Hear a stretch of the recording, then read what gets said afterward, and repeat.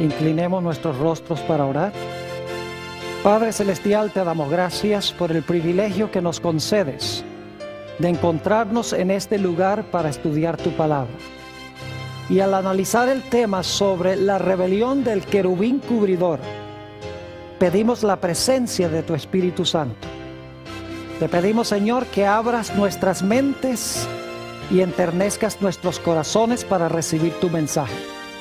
Te lo pedimos en el precioso nombre de tu Hijo, Cristo Jesús. Amén. Quiero extenderle un saludo muy cordial a todos los que han venido a este lugar en esta noche. También quiero entregarle un saludo muy cordial a aquellas personas que nos están viendo vía satélite y por televisión. Nos alegra mucho que nos estén acompañando en este tema de este día. Vamos a comenzar nuestro estudio en el libro de Génesis, el capítulo 1 y el versículo 31. Este versículo está hablando de la conclusión de la semana de la creación, de los 6 días de la creación. Y quiero que noten la opinión que Dios tenía de lo que hizo durante esos 6 días. Dice en el versículo 31, y vio Dios todo lo que había hecho, y he aquí que era bueno en gran manera. Y fue la tarde y la mañana del día sexto. Dios vio lo que había hecho y nos dice la Biblia que era bueno en gran manera. Pero inmediatamente surge la pregunta. Si lo que hizo Dios, lo que hizo Jesús, era bueno en gran manera, ¿de dónde entonces surgió el mal? Porque hay odio, porque hay sufrimiento, porque hay muerte. Si Dios hizo todo bueno, uno no puede entender por qué existen estas cosas negativas. Esta noche vamos a hablar en cuanto al origen del mal. Y vamos a encontrar que el pecado y el mal no se originó en la tierra, sino que se originó en el cielo con un personaje que se denomina el querubín cubridor. ¿De dónde viene el mal? Vamos al libro de Génesis, el capítulo 3 y los versículos 4 y 5. Génesis 3, 4 y 5. Y vamos a leer el versículo 1 para el contexto. De repente aparece una serpiente aquí en el relato que uno dice, bueno, ¿y de dónde salió esa serpiente que está hablando? Dice en el versículo 1, pero la serpiente era astuta, más que todos los animales del campo que Jehová Dios había hecho. La cual dijo a la mujer, con que Dios os ha dicho, no comáis de todo árbol del huerto. Ahora vamos a saltar al versículo 4. Entonces la serpiente dijo a la mujer, no moriréis, sino que sabe Dios que el día que comáis de él, serán abiertos vuestros ojos y seréis como Dios, sabiendo el bien y el mal. Dios le había dicho a Adán y Eva que si comían del árbol iban a morir. Aquí tenemos a una serpiente que les está diciendo, si comen del árbol no van a morir. Dios les está mintiendo. Es decir, es un ser que está contrariando a Dios. Y en Génesis se le llama la serpiente. Ahora inmediatamente uno se pregunta, ¿de dónde salió esta serpiente y quién era? Necesitamos ir al libro de Apocalipsis para entender quién era y de dónde vino. Apocalipsis, el capítulo 12 y el versículo 7 y 9, nos habla de esta serpiente que en realidad existió antes de que se encontrara en el huerto del Edén. Es decir, preexistió al huerto del Edén. En realidad habitó en el cielo antes de que viniera a la tierra. Dice en Apocalipsis 12, y vamos a leer el versículo 7, dice, después hubo una gran batalla en el cielo. Miguel y sus ángeles luchaban contra el dragón y luchaban el dragón y sus ángeles. Es decir, hubo una lucha entre Miguel y sus ángeles y el dragón y sus ángeles. Note lo que dice el versículo 9. Y fue lanzado fuera. ¿Fuera de dónde? del cielo, ¿verdad? Fue lanzado fuera el gran dragón, la serpiente antigua, que se llama Diablo y Satanás, el cual engaña al mundo entero. Fue arrojado a tierra y sus ángeles fueron arrojados con él. ¿A dónde habitaba la serpiente antigua o el dragón antes de que estuviera en el huerto del Edén? Nos dice en Apocalipsis 12 que antes de estar en la tierra, la serpiente estuvo en el cielo. Es decir, el pecado no se originó en la tierra, el pecado se originó en el cielo. Y hubo una lucha entre Miguel y sus ángeles y el dragón y sus ángeles, aún antes que este mundo fuese creado. En este tema de hoy queremos estudiar un poco sobre este personaje que se rebeló contra Dios en el cielo y llevó a Adán y Eva a rebelarse contra Dios aquí en la tierra. Vayan conmigo a Ezequiel, el capítulo 28 y el versículo 13 y el versículo 15. Ezequiel, el capítulo 28, y vamos a leer los versículos 13 y 15. Hay varios detalles que quiero que notemos en estos versículos. Dice en el versículo 13, hablando de este personaje: en Edén, en el huerto de Dios estuviste. De toda piedra preciosa era tu vestidura, de cornerina, topacio, jaspe, crisólito, berilo y ónice, de zafiro, carbunclo, esmeralda y oro. Los primores de tus tamboriles y flautas estuvieron preparados para ti en el día de tu creación. Yo pregunto, ¿este personaje fue creado? Sí, porque dice que estas cosas, tamboriles y flautas, estaban preparadas para este personaje el día en que fue creado. Ahora inmediatamente nos preguntamos, ¿quién fue el que lo creó? Bueno, decimos que Dios, pero Dios es un Dios trino, Padre, Hijo y Espíritu Santo. ¿Cuál de los tres desempeñó la función activa en la creación de este ser? Vamos al libro de Colosenses, el capítulo 1, Colosenses, el capítulo 1, y vamos a ver quién fue el que creó a este personaje que se conoce como el querubín cubridor. Dice en Colosenses 1, el versículo 16 y 17, hablando de Jesús: porque en él fueron creadas todas las cosas, las que hay en los cielos y las que hay en la tierra, visibles e invisibles, sean tronos, sean dominios, sean principados, sean potestades. Todo fue creado por medio de él y para él, y él es antes de todas las cosas, y todas las cosas en él subsisten. Yo pregunto otra vez, ¿quién fue el creador de este personaje?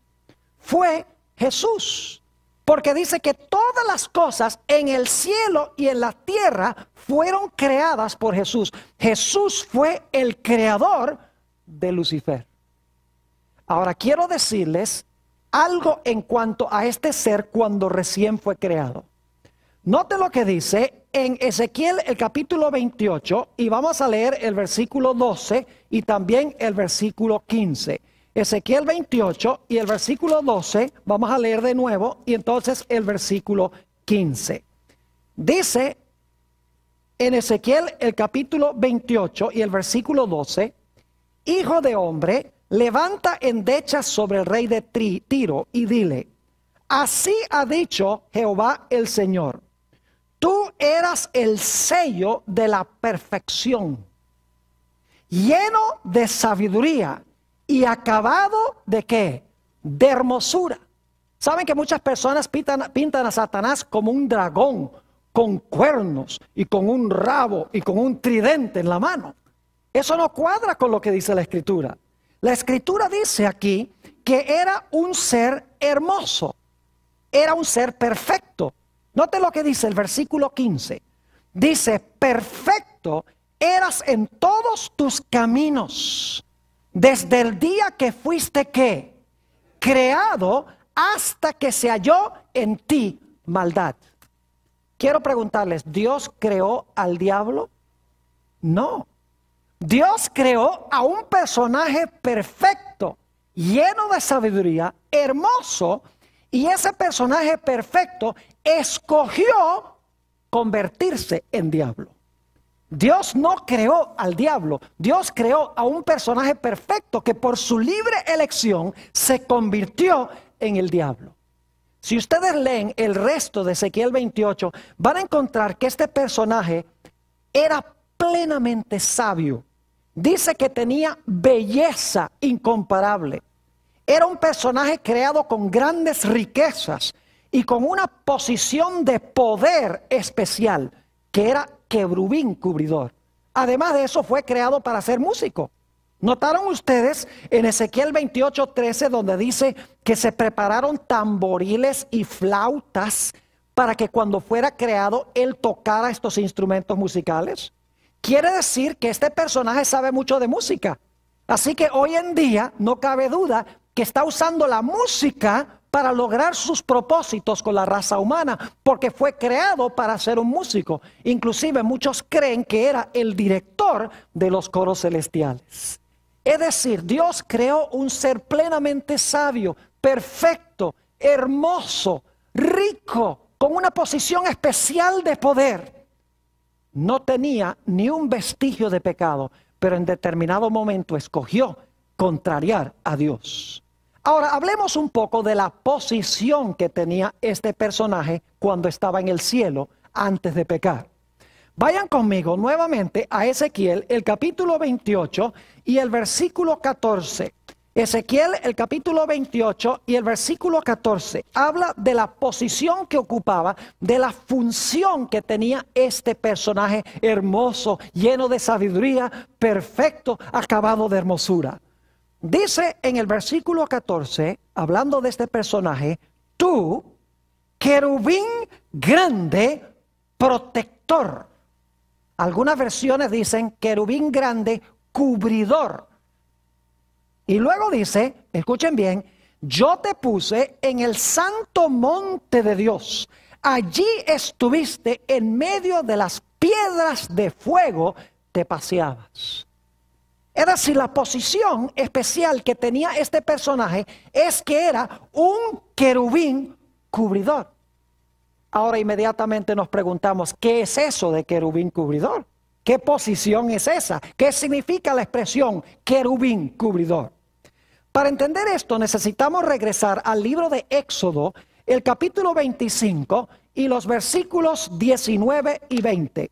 Éxodo 25 y los versículos 19 y 20. Y quiero que noten lo que dice allí en cuanto a este querubín cubridor. Nuevamente repito, Éxodo 25 y los versículos 19 y 20. Aquí se dan las instrucciones sobre la construcción del tabernáculo en el desierto. Dice allí en el versículo 19, harás pues un querubín en un extremo y un querubín en el otro extremo. En un momento les voy a decir extremo de qué. De una pieza con el propiciatorio harás los querubines en sus dos extremos. Es decir, hay algo y a cada extremo de ese algo hay un querubín. Versículo 20. Y los querubines extenderán por encima las alas, cubriendo, ahora fíjense, cubriendo con sus alas el propiciatorio, sus rostros, el uno enfrente del otro, mirando al propiciatorio los rostros de los querubines. Quiero que se imaginen que hay algo y en cada extremo de ese algo, que voy a explicar en un momento, había un querubín y el querubín dice que cubría ese objeto con sus alas. Por eso se llamaba como querubín cubridor o querubín protector.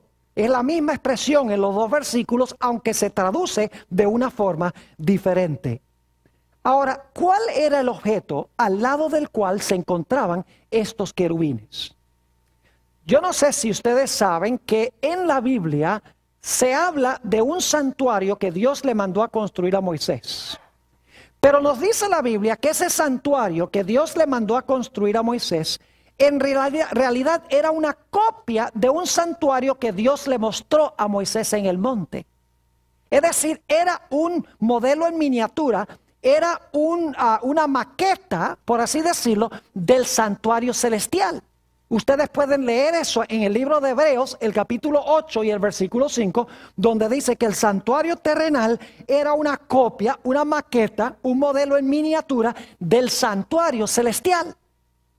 Ahora, si ustedes miran el santuario terrenal, esa carpa que Dios mandó a Moisés que construyera allí en el desierto, van a encontrar que la carpa tenía dos apartamentos, el lugar santo y el lugar santísimo.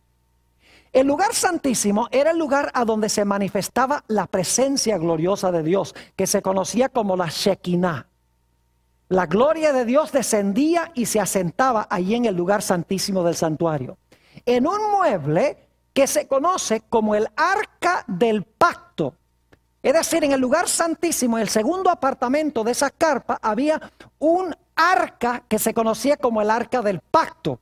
Un arca que ha sido hecha famosa por Indiana Jones. Tal vez no debería mencionar eso, pero es la idea que tenemos aquí en la Biblia. Solo que Hollywood ha dañado la historia que encontramos en la Biblia. Ahora, esa arca, interesantemente, se encontraba en el lugar santísimo del santuario terrenal. Pero la Biblia nos enseña que como el santuario terrenal era una copia del celestial, el santuario celestial también tiene un arca. Noten lo que dice en Apocalipsis 11 y el versículo 19. Apocalipsis, el capítulo 11 y el versículo 19. Allí nos va a hablar sobre algo que el apóstol Juan vio en el cielo. Y quiero que noten qué fue lo que vio. Nuevamente repito el texto, Apocalipsis el capítulo 11 y el versículo 19. Dice el apóstol San Juan, inspirado por el Espíritu Santo, y el templo de Dios fue abierto ¿a dónde? En el cielo. Y el arca de su pacto se veía ¿a dónde? En el templo. Y hubo relámpagos, voces, truenos, un terremoto y grande granizo. ¿Qué fue lo que vio Juan en el templo celestial? Vio el arca ¿de qué? El arca del pacto. Yo pregunto entonces, ¿el arca en la tierra era una copia del arca celestial? La Biblia dice que sí. Ahora viene una pregunta muy importante. ¿Qué se encontraba dentro del arca en el santuario terrenal? Vamos a buscar en nuestras Biblias el libro de Deuteronomio, el capítulo 10 y el versículo 2. Deuteronomio, el capítulo 10 y el versículo 2. Ahí nos habla de lo que contenía el santuario terrenal, en el lugar santísimo, en el arca. Vamos a leer el versículo 1 para el contexto. Dice, en aquel tiempo Jehová me dijo, está hablándole a Moisés, lábrate 2 tablas de piedra como las primeras, y sube a mí al monte, y hazte un arca de madera, y escribiré en aquellas tablas las palabras que estaban en las primeras tablas que quebraste, porque Moisés había quebrado los 10 mandamientos al pie del monte Sinaí cuando el pueblo estaba adorando el becerro de oro. Y ahora noten la última parte del versículo 10. Y las pondrás, las tablas las pondrás, ¿dónde? En el arca. ¿A dónde se encontraban las tablas de los 10 mandamientos? Se encontraban en el arca. Ahora yo pregunto, si el santuario terrenal era una copia del santuario celestial, ¿qué debe estar en el arca del pacto celestial? Deben estar también allí, ¿qué cosa? Debe estar la ley, deben estar allí también los 10 mandamientos. Es decir, quiero que se imaginen esto. Allí, en el santuario celestial, en el segundo apartamento, en el lugar santísimo, está el arca del pacto, donde se manifestaba la gloria de Dios, representa el trono de Dios. A cada lado del trono de Dios hay un querubín cubridor. Y dice la Biblia que estaban mirando hacia abajo en reverencia a la ley de Dios que se encontraba dentro del arca del pacto. Es decir, este personaje que Dios creó, perfecto, hermoso y santo, estaba en el lugar más cercano posible a Dios.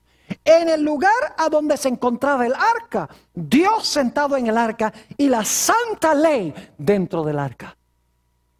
Llegó un momento en que este personaje escogió rebelarse contra Dios, rebelarse contra el gobierno de Dios. Y quiero que noten cómo la Biblia describe esta rebelión. Vayan conmigo a Ezequiel, el capítulo 28 y el versículo 16.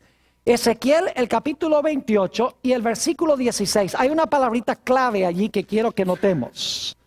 Dice allí en el versículo 16, hablando de este personaje: a causa de la multitud de tus contrataciones, más adelante vamos a hablar de eso, fuiste lleno de iniquidad. ¿Y qué?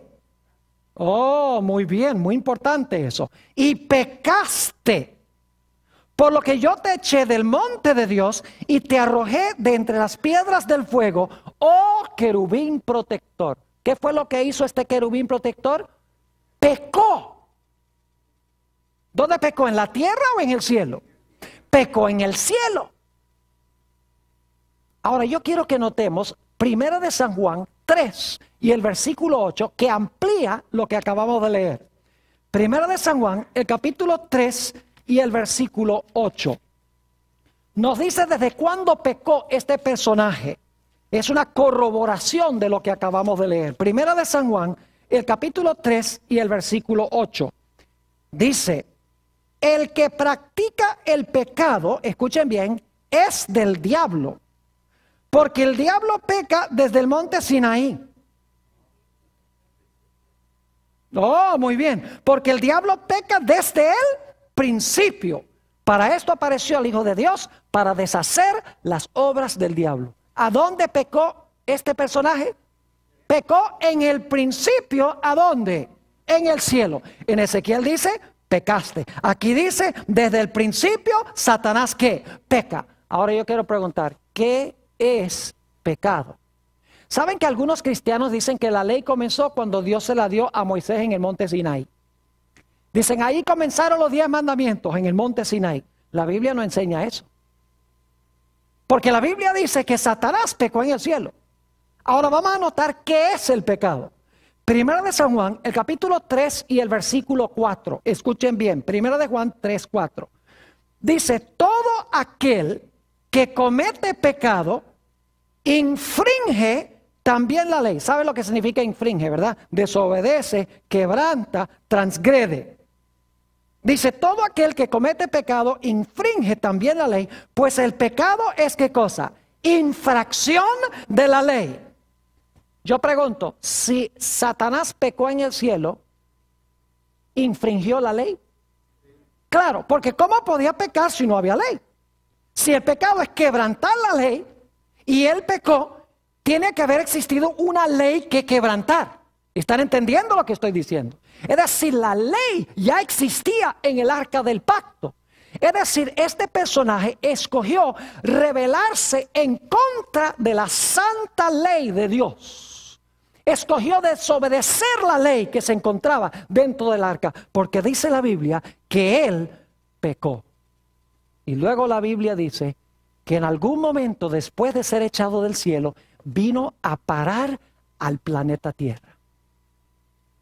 Y cuando llega al planeta Tierra, él sabe que Dios le ha dicho a Adán y Eva: mire, ahí está el árbol de la ciencia del bien y del mal. Ustedes deben obedecerme. No coman de ese árbol, porque si ustedes comen de ese árbol van a morir. Ahora, ¿saben ustedes que en ese solo mandamiento se encontraban encerrados todos los 10 mandamientos? Permítame ilustrar nada más para que entiendan algunos. Yo pregunto, cuando Eva comió del árbol, ¿se quiso hacer Dios? Sí, porque dice, el diablo le dijo: seréis como dioses. ¿Quebrantó el mandamiento que dice: no tendrás dioses ajenos delante de mí? Oh, claro que sí. Yo pregunto, ¿deshonró a su padre celestial? Oh, claro que sí. Honra a tu padre y a tu madre. ¿Mató? Oh, dicen sí. ¿Cómo mató? Cuando pecó, trajo la muerte al mundo. Yo pregunto, ¿robó? Sí, porque el fruto era ¿de quién? De Dios, y ella se lo robó. ¿Codició? ¿Quebrantó el mandamiento no codiciarás? Claro que sí. En ese mandamiento se encuentran encerrados todos los 10 mandamientos. Dios le estaba diciendo, obedece este uno y vas a estar obedeciendo los 10. Por eso la Biblia dice que el que transgrede uno, los quebranta todos. Y el que guarda uno, los guarda todos. Y Dios le dijo, obedece mi ley y te va a ir bien, vas a vivir. Desobedece mi ley y eso es pecado y vas a morir. Pero encontramos que Satanás llega al huerto. Quiero que noten lo que dice Génesis 3, 4 y 5. Génesis 3 y el versículo 4 y 5. Llega Satanás, quien ha quebrantado la ley de Dios en el cielo, ha desobedecido la ley en el cielo, y él quiere que Adán y Eva ahora desobedezcan la ley de Dios en la tierra. Y dice en Génesis, el capítulo 3 y el versículo 4, entonces la serpiente dijo a la mujer, no moriréis. Es decir, Dios es un mentiroso de que van a morir. ¿Quién dijo? Si ustedes comen del árbol, eso no es ningún pecado. Y si comen del árbol, en vez de morir, van a vivir. Es decir, ustedes no tienen que obedecer la ley de Dios. Los está tentando a desobedecer la ley de Dios, a infringir la ley de Dios como Él hizo en el cielo. Y luego noten lo que dice el versículo 5, Génesis 3, 5. Sino que sabe Dios que el día que comáis de él, serán abiertos vuestros ojos y seréis como Dios, sabiendo el bien y el mal. Es decir, el diablo le está diciendo, mira, ¿tú crees que Dios tiene que decirte qué es bueno y qué es malo? Que es malo comer del árbol y que es bueno no comer del árbol. Eva, tú no tienes que preguntarle a Dios lo que es bueno y lo que es malo. Tú no tienes que mirar la ley de Dios para saber lo que es bueno y lo que es malo. Dice, si tú comes del árbol, tú vas a ser igualito a Dios y ya tú no tienes que depender de Dios para decirte qué es bueno y malo. Tú misma, siendo Dios, vas a poder definir qué es bueno y qué es malo. Y la Biblia nos dice que Eva escuchó las insinuaciones de Satanás. Y no solamente cayó ella, sino que dice la Biblia que le dio el fruto también a su marido y su marido comió. Habían ahora desobedecido la santa ley de Dios. Como Lucifer, como Satanás desobedeció la ley de Dios en el cielo. Todo el conflicto, mis queridos hermanos y hermanas, apreciadas visitas, los que están viendo por televisión y vía satélite, todo el conflicto tiene que ver con la ley de Dios. Lucifer transgrede la ley de Dios porque es infracción de la ley y lleva a Adán y Eva a desobedecer también la santa ley de Dios. Pero necesitamos entender algo. El pecado no es solamente quebrantar una lista de reglamentos. Es decir, Dios no da una lista de cosas que no podemos hacer nada más por darse gusto de darnos una lista de prohibiciones. En realidad, el propósito de la ley es proteger las relaciones que existen entre seres humanos. Es decir, el propósito de la ley es garantizar la felicidad de las relaciones de un ser humano con otro ser humano.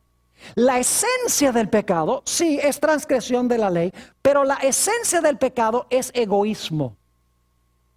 Ahora, quiero que notemos otro relato bíblico que nos habla sobre la rebelión de este personaje. El libro de Isaías, el capítulo 14 y el versículo 12.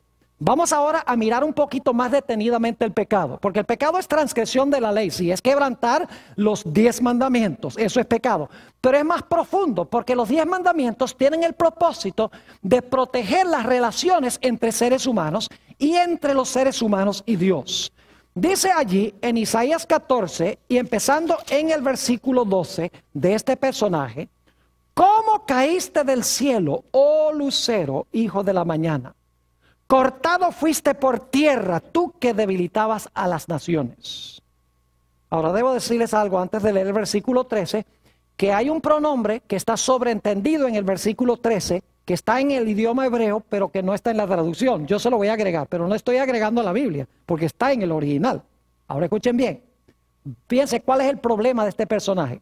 Dice, tú que decías en tu corazón, yo subiré al cielo, en lo alto junto a las estrellas de Dios, yo levantaré mi trono. Y en el monte del testimonio, yo me sentaré a los lados del norte. Sobre las alturas de las nubes, yo subiré y yo seré semejante al Altísimo. ¿Cuál fue el problema de este personaje? El yo. El yo. La esencia del pecado es el yo. El propósito de la ley, de guardar la ley, es que cuando guardo la ley, protejo las relaciones entre mi persona y otros seres humanos. Quiero que notemos eso en varios versículos que encontramos en la Biblia, Romanos 13 y el versículo 8 al 10. Romanos el capítulo 13 y los versículos 8 al 10. Quiero que se fijen que el propósito de los 10 mandamientos es garantizar el amor que tiene uno para con su prójimo.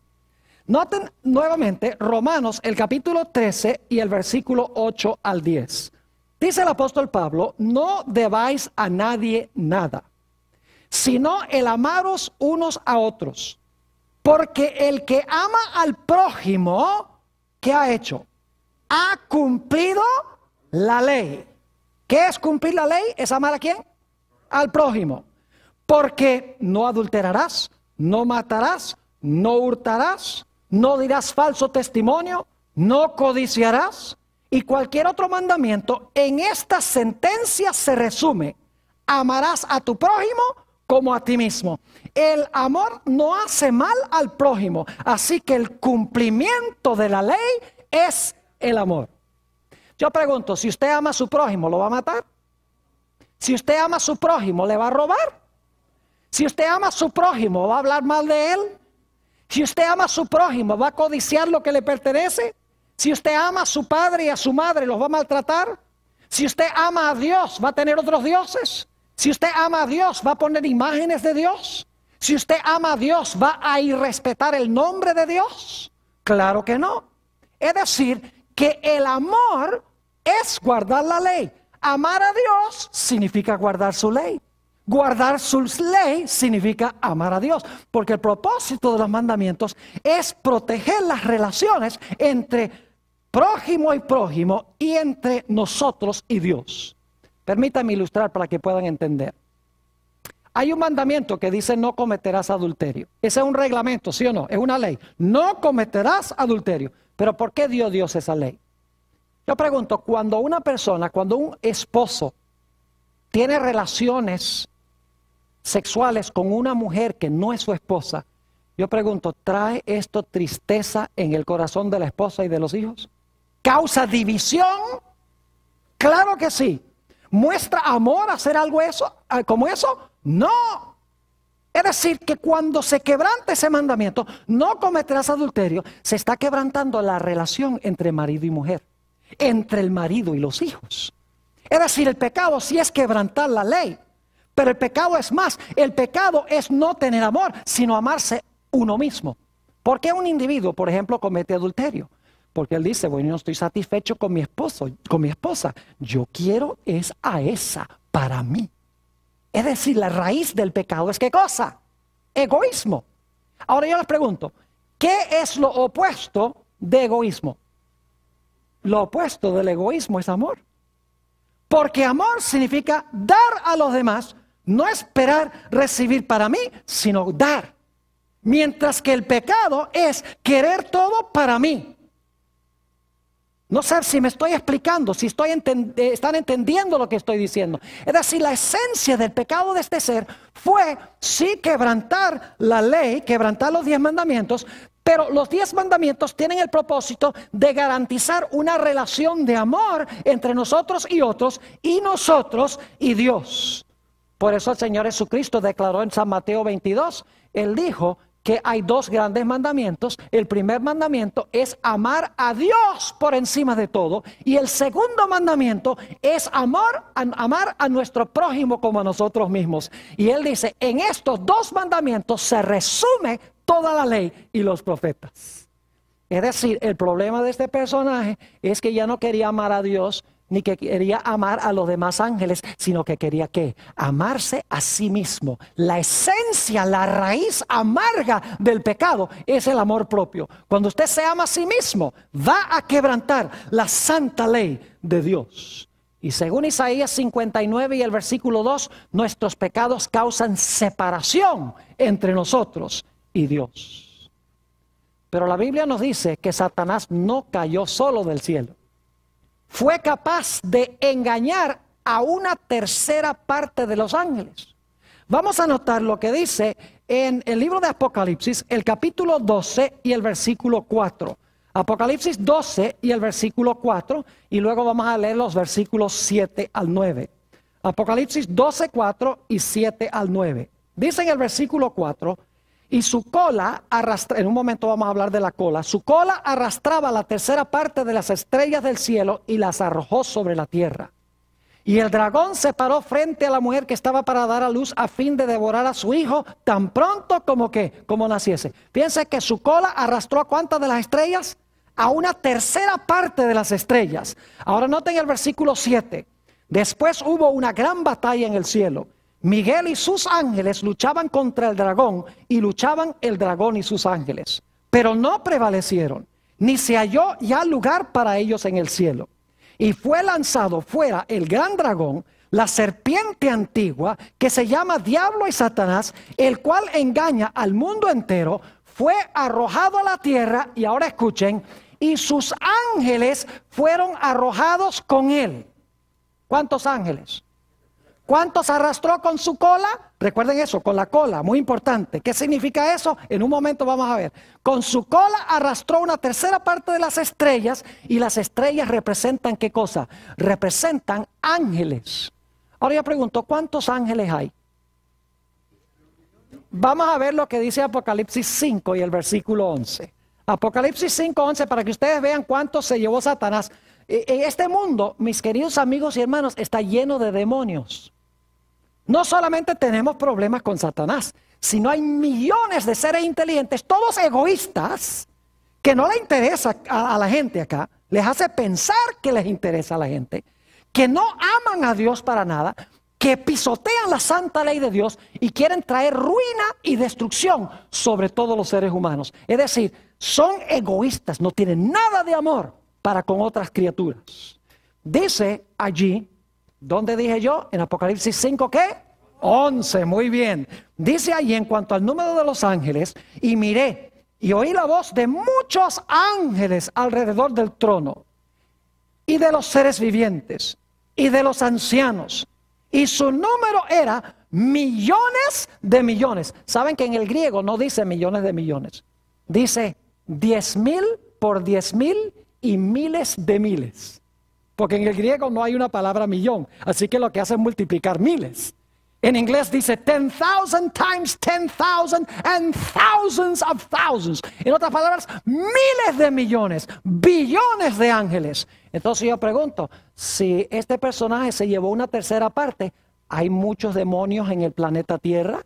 No cabe duda alguna. Pero la buena noticia es que por cada ángel malo hay dos buenos. Gloria a Dios. Porque solamente cayó una tercera parte de los ángeles. Ahora, ¿cómo logró este personaje convencer a tantos ángeles que lo siguieran?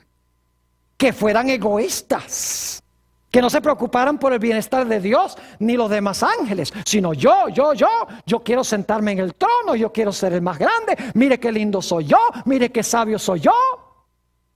¿Qué es lo que llevó a los ángeles a escuchar lo que decía este querubín cubridor?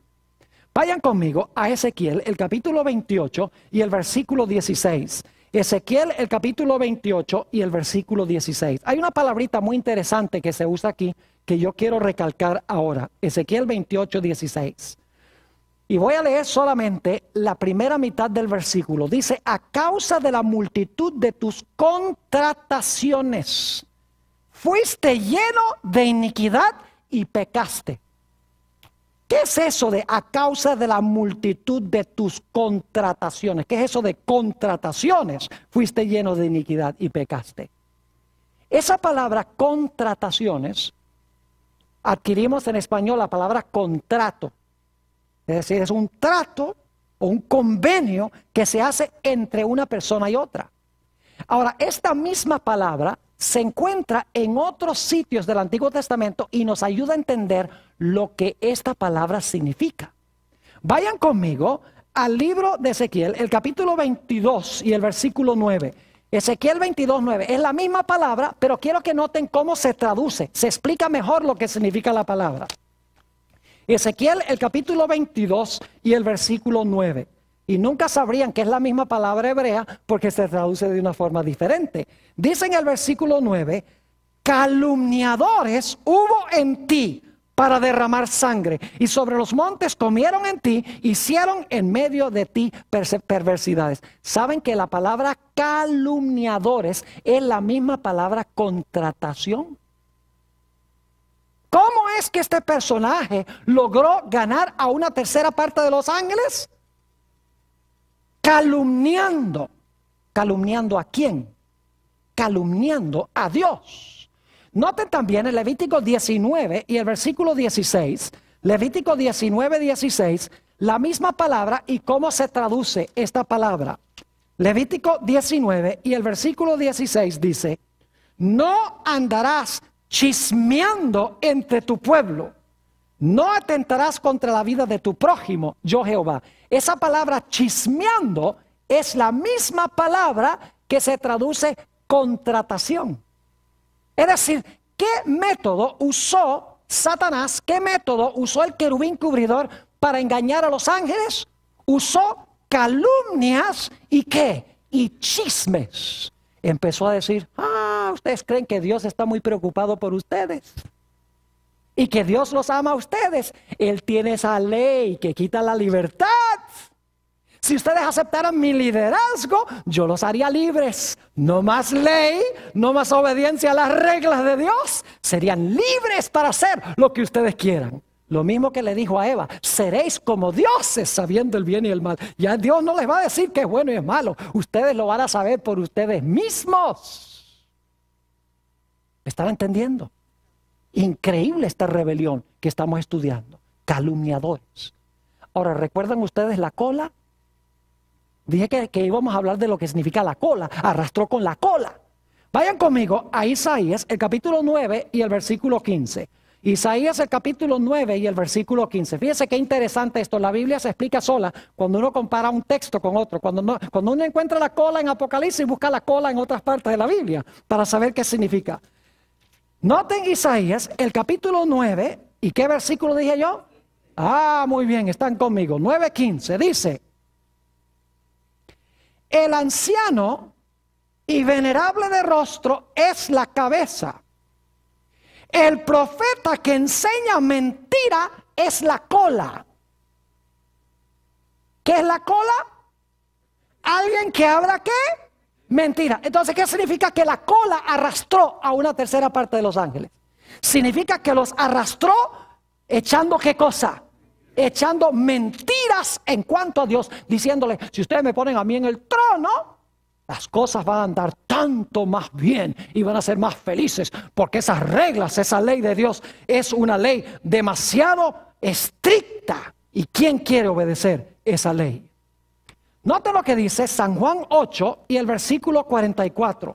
San Juan, el capítulo 8 y el versículo 44. Habla sobre este personaje al comienzo y el método que usó.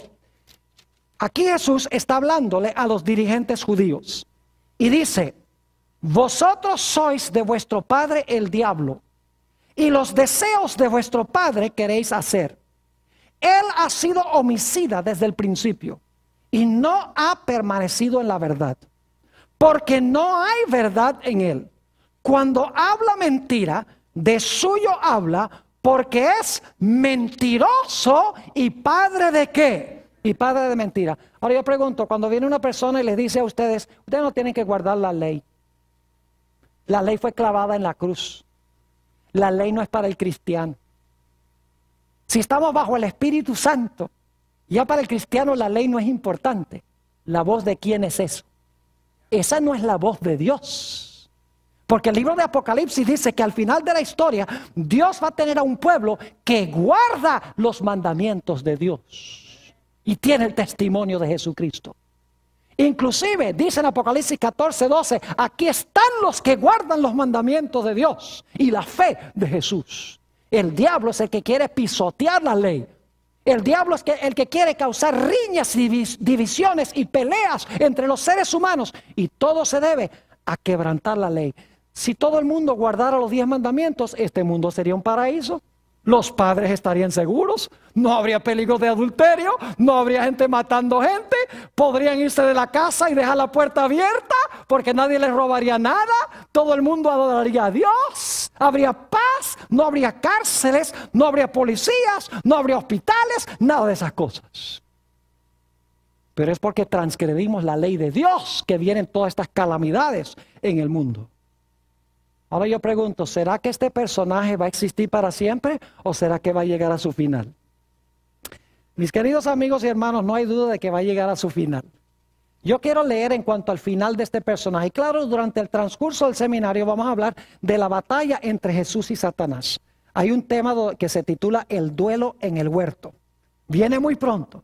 Y les voy a hablar ahí un poco más sobre cómo Jesús lucha con Satanás para que finalmente sea destruido, como voy a leer ahora. Nota lo que dice Ezequiel, el capítulo 28 y los versículos 18 y 19. Ezequiel 28 y los versículos 18 y 19. Hablando del final de este personaje, dice: con la multitud de tus maldades y con la iniquidad de tus contrataciones, profanaste tu santuario. Yo pues saqué fuego de en medio de ti, el cual te consumió. Y te puse, ahora escuchen bien, en ceniza sobre la tierra a los ojos de todos los que te miran. Todos los que te conocieron de entre los pueblos se maravillarán sobre ti. Espanto serás y para siempre dejarás de ser. Noten que será reducido a cenizas y dice que para siempre dejará de ser. En la antigüedad había una tradición entre los babilonios de la época de Nabucodonosor. Yo no sé si ustedes han salido en la mañana y han visto una estrella en el cielo que como que no quiere desaparecer, que es Venus. ¿Se han dado cuenta? Es la última estrella. El sol se está medio levantando y esa estrella está todavía ahí en el cielo.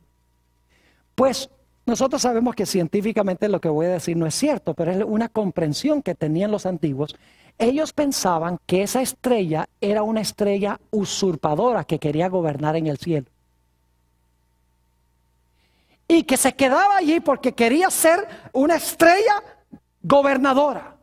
Pero luego creían los babilonios que cuando el sol se levantaba en el oriente, tomaba a esa estrella, la agarraba y la tiraba con toda su fuerza al abismo para que el sol pudiese gobernar en los cielos. ¿Saben que la Biblia habla de dos estrellas? En el libro de Isaías, el capítulo 14 y el versículo 12, habla de Lucifer como el lucero de la mañana o la estrella de la mañana. Pero en Apocalipsis 22, 16 dice que Jesús es la verdadera estrella de la mañana. Satanás es como esa estrella que quiere quedarse gobernando en el cielo. Es un usurpador. Pero la Biblia dice que Jesús, el sol de justicia, se va a levantar y va a tomar a esa estrella rebelde, Lucifer, y lo va a echar al abismo y lo va a destruir, lo va a reducir a cenizas y para siempre va a dejar de ser. Mis queridos hermanos y amigos, solamente al final de la historia hay dos grupos en este mundo: los que siguen a Satanás y los que siguen a Dios. Los que siguen a Satanás se distinguen por pisotear la ley de Dios, mientras que los que siguen a Dios se distinguen por obedecer a Dios. Note lo que dice Primera de Juan, el capítulo 3 y el versículo 10. Primera de Juan, el capítulo 3 y el versículo 10. Ustedes recuerdan que hay dos simientes en el mundo, ¿no es verdad? Hay dos simientes: la simiente de Satanás y la simiente de la mujer. Noten Primera de Juan, el capítulo 3 y el versículo 10. Escuchen bien. En esto se manifiestan los hijos de Dios y los hijos del diablo. Todo aquel que no hace ¿qué? Justicia y que no ama a su hermano, ¿qué? No es de Dios. ¿Cuántos grupos hay? Dos. Están los hijos de Dios y los hijos de ¿quién? Del diablo. ¿El diablo tiene simiente? Oh, sí, tiene hijos, dice aquí. ¿Dios tiene hijos también? Claro que sí. ¿En qué se distinguen los dos grupos? Que un grupo hace justicia y ama a su prójimo. El otro grupo ama la injusticia y aborrece a su prójimo. ¿Y qué significa amar al prójimo? Significa, ¿qué cosa? Guardar la ley de Dios. El amor es el cumplimiento ¿de qué? De la ley, dijo el apóstol San Pablo. Note lo que dice también en 1 de Juan, el capítulo 2, 1 de San Juan, el capítulo 2, y vamos a leer el versículo 3 al 5. Dice, y en esto sabemos que nosotros le conocemos, si guardamos sus mandamientos. ¿Cómo sabemos que conocemos a Dios? ¿Si qué? Si guardamos sus mandamientos. Ahora escuchen bien. El que dice, yo le conozco y no guarda sus mandamientos, el tal es mentiroso y la verdad no está en él. Yo pregunto, ¿quién es el padre de mentira que leímos en Juan 8:44? ¿Quién es el que comenzó con la mentira? El diablo. Y aquí dice que conoce a Dios y no guarda sus mandamientos, el tal es que mentiroso y la verdad no está en él. Me temo que hay muchos ministros hoy en día que están enseñando no doctrinas de Dios, cuando dicen que la ley fue clavada en la cruz, que el cristiano no tiene que guardar la ley, que el cristiano no puede guardar la ley. Mis queridos hermanos y amigos, los que están escuchando también por televisión, los que están viendo vía satélite, yo quiero decirles, mis queridos amigos, que la mayor evidencia que podemos dar de ser seguidores de Dios es que guardamos sus mandamientos. Alguien dice, pero pastor, ¿no se pueden guardar? Sí se pueden guardar cuando amamos a Jesús. Porque Jesús declaró en San Juan 14 y el versículo 15, si me amáis, guardad mis mandamientos. Algunos dicen, pero pastor Bor, los mandamientos son una carga muy grande. Note lo que dice en 1 de Juan, el capítulo 5 y el versículo 2 y 3. 1 de San Juan, el capítulo 5 y los versículos 2 y 3. Dice aquí lo siguiente. En esto conocemos que amamos a los hijos de Dios. Cuando amamos a Dios y guardamos sus mandamientos. Pues este es el amor de Dios. Que guardemos sus mandamientos. ¿Qué es el amor de Dios? ¿Qué? Que guardemos sus mandamientos. Y sus mandamientos no son ¿qué? Gravosos. Sus mandamientos no son pesados. No son una carga como muchos cristianos dicen. ¡Ay, esa ley de Dios es una carga tan grande! Pues no aman a Dios. Porque cuando amamos a Dios, será nuestro deleite obedecer a Dios. No vamos a escuchar la voz de Satanás, ese querubín que se rebeló contra la ley, que estaba en el arca, que pecó contra Dios desde el principio, que mintió, arrastró una tercera parte de los ángeles para que ellos desobedecieran la ley de Dios también. No vamos a estar en ese grupo, vamos a estar del lado de Dios. Vamos a exaltar la ley y vamos a hablar bien de la ley, porque amamos a Dios. Vamos a querer guardar sus mandamientos. ¿Saben que según el libro de Apocalipsis, en los últimos días Satanás va a estar furioso con aquellos que guardan los mandamientos de Dios? Aquellas personas que dicen que no se pueden guardar los mandamientos tienen un problema, porque Dios dice que sí va a tener un grupo que los guarda. Entonces, ¿a quién le creemos? ¿A lo que dicen los hombres o a lo que dice Dios? El diablo odia la ley y va a odiar y tratar de destruir los que guardan la ley. Noten lo que dice Apocalipsis 12 y el versículo 17. Y quiero que noten cómo se encuentra Génesis 3:15 en este versículo. ¿Recuerdan los 4 elementos? Enemistad, una mujer, ¿qué más? Una serpiente o dragón, ¿y qué más? 2 simientes o simiente. Ahora fíjense Apocalipsis 12 y el versículo 17 dice, entonces el dragón, que se identifica también como la serpiente antigua, el diablo y Satanás, ya lo leímos. Entonces el dragón se llenó de ira ¿contra quién? Oh, tenemos una serpiente y una mujer. Se llenó de ira contra la mujer. ¿Hay enemistad también ahí? Oh, entonces hay una serpiente o un dragón, hay una mujer, hay enemistad. ¿Simiente también hay? Note lo que sigue diciendo. Entonces el dragón se llenó de ira contra la mujer. Y se fue a hacer guerra contra el resto de la descendencia de ella. Se fue a hacer guerra contra el remanente, dicen algunas versiones, el remanente de la simiente de ella. ¿Y qué características tienen esa simiente que Satanás odia tanto? Dice, los cuales guardan los mandamientos de Dios y tienen, ¿qué cosa? Y tienen el testimonio de Jesucristo. ¿A quiénes va a odiar Satanás?